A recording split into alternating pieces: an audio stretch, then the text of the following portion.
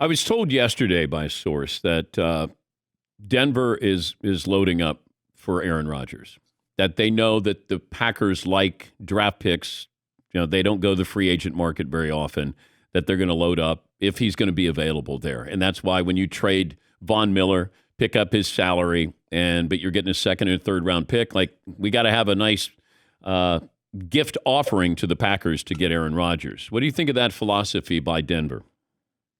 I think it's fair to say the Broncos, as of now, don't know that they have the quarterback of the future on the roster. Teddy Bridgewater coming in from Carolina, I think, for a 6th-round pick, beats out Drew Lock, former 2nd-rounder.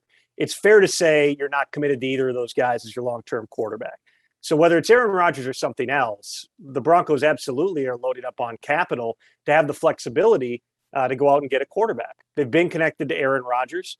He was the MVP of the NFL last season. He's playing at a really high level now. Aaron told people going back into the offseason with all the drama that Denver was a place that he wanted to be. And we'll see who the head coach ends up being in Denver too, which also could, alter exactly how Aaron Rodgers looks at things in terms of, where he wants to land. Think about this, though. We had so much quarterback movement last offseason, beginning with Matthew Stafford agreeing to part ways with the Lions. He gets traded to the Rams. You had Carson Wentz, who was on the move. You had, obviously, rumors and some reality, too, to Russell Wilson, Aaron Rodgers. Well, in this offseason now, Deshaun Watson did not get traded. That is an extraordinarily complicated situation, including the serious allegations of sexual misconduct. You have Russell Wilson.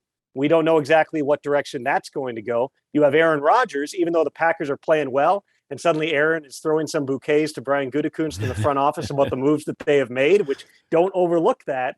All three of those guys potentially could be available. This is not regarded as a really good class in the draft in terms of quarterbacks. Yeah. When I've talked to scouts and GMs and they're flying around the country watching these guys, it's not a really highly regarded group. Now, is somebody going to make one of those guys into the number 1 overall pick? History would say yes, someone will convince themselves to do it. But if you're looking for a quarterback in 2022, and it's quite likely that the Broncos will be, you're certainly inclined to be looking at those potential veteran options over the draft. And there's at least 3 guys, not even counting the 1-year contract guys, the Jameis Winstons of the world.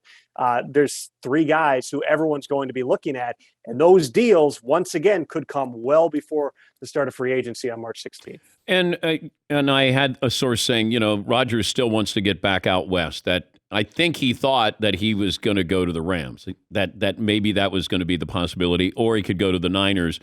When you start going out west, how many teams are out west? That's why you got quarterbacks. Yeah, and that's why Denver seems like the option. The question is, who knows what happens the rest of the year, playoffs, any of that stuff. But I did think that Denver has a philosophy here. You'll have a new head coach next year.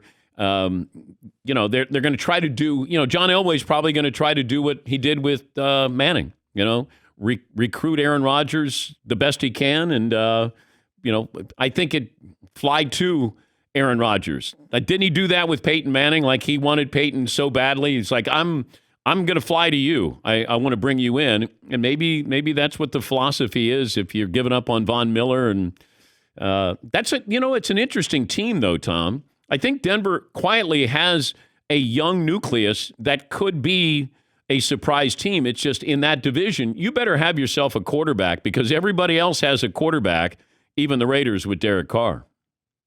Well, if you're looking at the weapons, and I can guarantee you Aaron Rodgers did that last offseason when he was having various conversations and hoping that he was going to be potentially playing someplace other than Green Bay. Javonte Williams is a good young running back. Obviously, Melvin Gordon in that backfield too, Jerry Jeudy, Cortland Sutton at the wide receiver positions, Noah Fant at tight end. They've invested in the offensive line. And defensively, even though, you're going through a transition, Bradley Chubb hasn't stayed healthy. You got Patrick Surtain, who looks like a really good young corner. Yeah, there's absolutely some building blocks. And you have to credit their new GM, George Payton, just for what he has done, being able to amass assets right now, not necessarily compromising this season because they're still in the playoff race in the AFC. It's impossible to pass up a 2nd and 3rd round pick for a guy in Von Miller, who in all likelihood was not going to be with the Broncos beyond this season anyway. So, yes, there's definitely some building blocks in place.